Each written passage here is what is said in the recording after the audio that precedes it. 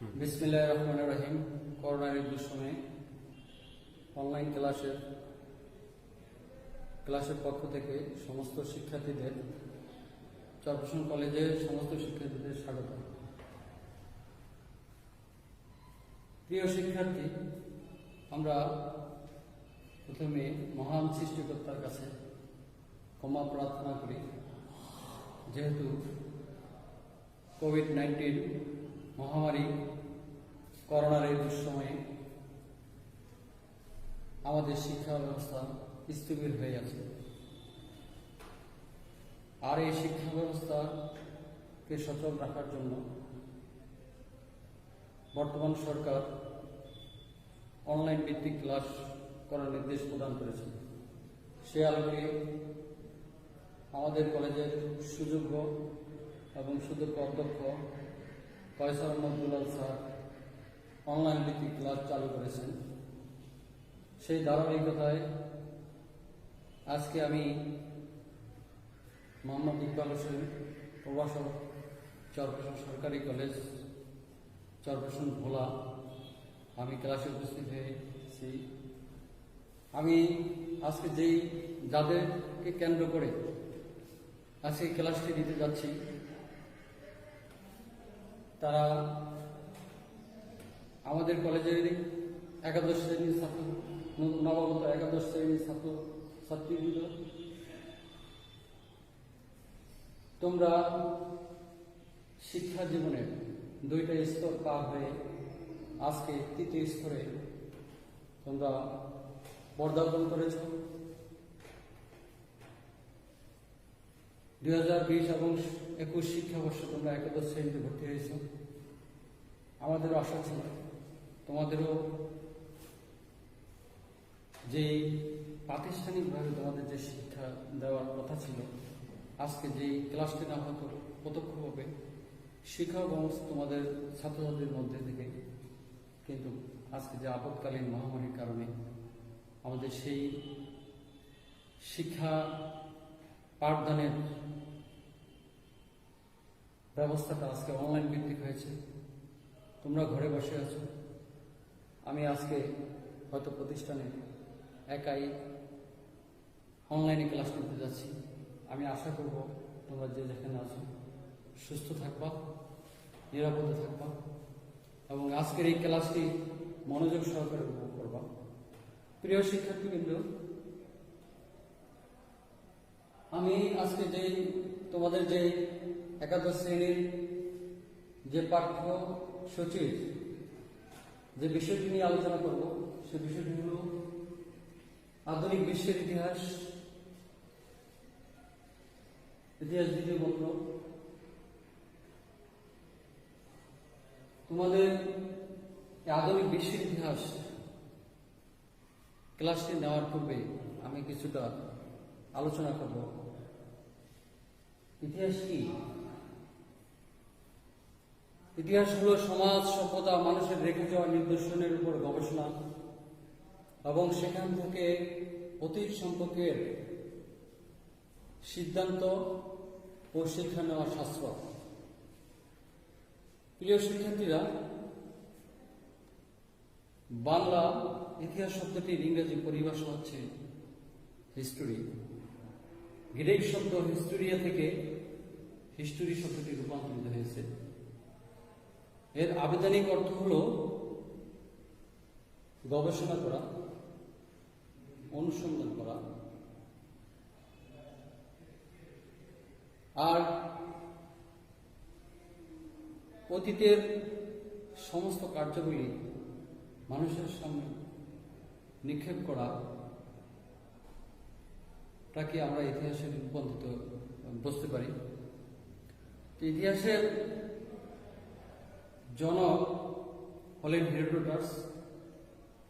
তিনি একজন গ্রিক এবং দার্শনিক ছিলেন। হেলিকানাসাস শহরের বর্তমান তুরস্কে 484 খ্রিস্টাব্দে তিনি জন্মগ্রহণ করেছিলেন। তার পিতার নাম ল্যাক্সেস, তার মাতার নাম ডারিউডাস। এই মহান ব্যক্তিকে, যিনি ইতিহাসের জনক হিসেবে আখ্যায়িত করেছিলেন, সেই ব্যক্তিটি হল রোমান আইনবিদ, ঐতিহাসিকবিদ এবং সিসেরো ওনাকে ইতিহাসের জনক হিসেবে আখ্যায়িত করেছিলেন। কারণ তিনি সর্বপ্রথম পদ্ধতিগতভাবে ইতিহাস উপাদানগুলো সংগ্রহ করে এবং সেগুলিকে সঠিক করে প্রয়োজনীয় ব্যাখ্যায় বিন্যস্ত করেছিলেন। যে মহান ব্যক্তিটি ইতিহাসের উপাদান হিসেবে একটি অমর কীর্তি রেখে গেছেন, সেই গ্রন্থকারী তার নাম দ্য হিস্টোরিস।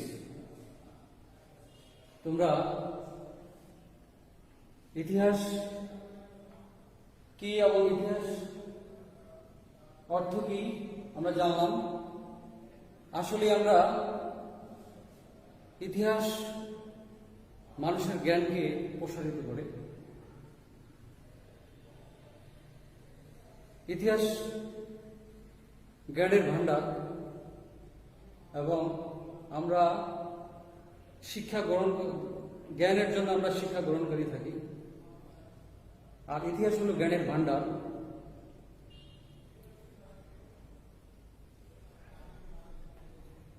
জাতীয় উন্নয়নের পূর্ব শর্ত হল দেশপ্রেম, আর দেশপ্রেমের পূর্ব শর্ত হল ইতিহাস জানা। প্রত্যেকটা দেশেরই, প্রত্যেকটা জাতিরই নিজস্ব সক্রিয় ইতিহাস আছে। তেমনি আমাদের বাঙালি জাতির ইতিহাস আছে। তো যে জাতি যত বেশি উন্নত, সে জাতি তত বেশি ইতিহাসে পারদর্শী। প্রিয় শিক্ষার্থীরা, আমরা যদি সঠিক ইতিহাস জানি তাহলে আমরা দেশকে ভালোবাসতে পারব। আর দেশকে ভালোবাসতে পারলেই আমরা দেশের অগ্রগতি, উন্নত শিক্ষার আরোহণ করতে পারব। তাই আমরা ইতিহাস কি কিছুটা হলেও জানতে পারলাম। প্রিয় শিক্ষার্থীরা, এখন আমি আলোচনা করব আধুনিক বিশ্বের ইতিহাস। যা আছে কেন আমরা নিজের দেশের জাতীয় ইতিহাস জানা সত্ত্বেও আমরা আধুনিক বিশ্বের ইতিহাস সম্বন্ধে জানব এবং যেটা আমাদের পাঠ্যসূচিকে আলোচনা করা হয়েছে, যে পৃথিবীটা আজকে আমরা দেখতে পাই, এই পৃথিবীর মানচিত্রে আমাদের এই বাংলাদেশ দক্ষিণ এশিয়ার অবস্থান। এটা একটা সময় এটা ভারতীয় উপমহাদেশ ছিল, যেটা বিভিন্ন জাতির সংমিশ্রণ ছিল। বিশ্বের বিভিন্ন দেশ থেকে তারা এদেশে শাসন ব্যবস্থা কায়েম করেছিলেন। সেখান থেকে আমরা বিদেশিদের আগমন আমরা দেখতে পেয়েছি। কেউ হানাদার বেশে, কেউ বণিক বেশে এসে এখানে রাজতন্ত্র কায়েম করেছিলেন। তো সুপ্রিয় শিক্ষার্থীরা, যে আধুনিক বিশ্বটাকে জানার একমাত্র কারণ হলো যে বিশ্বায়নের যুগ, যেটাকে আমরা বলি গ্লোবালাইজেশন ইংরেজিতে, এই বিশ্বায়নের যুগে শুধু নিজের দেশের ইতিহাস, নিজের দেশ সম্পর্কে জানার ইচ্ছা থাকে না আমাদের। আমরা এখন যদি বর্তমানে আমাদের কাছে মোবাইল থেকে এটাকে আমরা দেখতে ইচ্ছা করে, আমরা সারা বিশ্বটাকে দেখার জন্য আমরা উদ্গ্রীব হয়ে পড়ি। তেমনি আমরা শুধু জাতীয় নয়, আমরা এখন আন্তর্জাতিক নাগরিকও বটে। তো আন্তর্জাতিক ইতিহাস জানার মাধ্যমে আমরা, প্রিয় শিক্ষার্থীরা, জ্ঞানের পূর্ণতা, জ্ঞানের বহুমুখী এবং জ্ঞানের ভান্ডারকে সম্প্রসারিত করে। তো এই জাতীয় ইতিহাসের পাশাপাশি আমরা আন্তর্জাতিক ইতিহাস জানা একান্ত আবশ্যক। এবং তাহলে আমরা কিন্তু আন্তর্জাতিক পরিমণ্ডলের সাথে আমরা যোগসূত্র, সেতুবন্ধন রচনা করি। আমরা এই দেশটাকে সমৃদ্ধির দিক থেকে নিয়ে যেতে পারব। প্রিয় শিক্ষার্থীরা, আমরা আন্তর্জাতিক ইতিহাস সম্বন্ধে আমরা কিছুটা আলোচনা করতে পেরেছি। কেন আমরা আধুনিক বিশ্বের ইতিহাস আলোচনা করব? আধুনিক বিশ্বের ইতিহাসকে আলোচনা করতে গেলে আমাদের ইউরোপের ইতিহাসকে আমরা বুঝি। যে ইউরোপকে বলা হতো জ্ঞান জগতের বাতিঘর।